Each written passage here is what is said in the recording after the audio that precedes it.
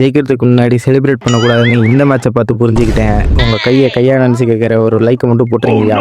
என்ன மேட்டர்னா, டாஸ் ஜெயிச்ச LSG bowling பண்ண கேகேஆர் 180 டார்கெட் வைக்க அதை சேஸ் பண்ண அந்த எல்எஸ்சியை கேகேஆர் பவுலர் பாரபட்சமே பார்க்காம 2 ஓவருக்கு ஒரு விக்கெட்டுன்ற மாதிரி பிரித்து எடுத்துக்கிட்டாங்க. நான்லாம் பிள்ளைக்குட்டியே படிக்க வைக்கலான்னு போயிட்டேன்.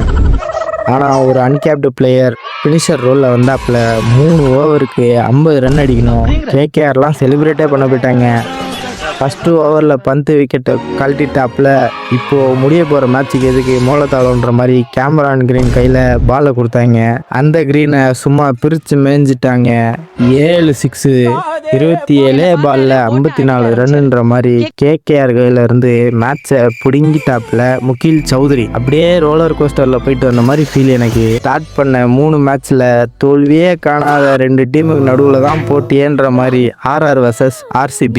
யார் ஜெயிப்பாங்கன்னு கமெண்ட்ஸில் மட்டும் சொல்லிட்டு போங்க நண்பர்கள்.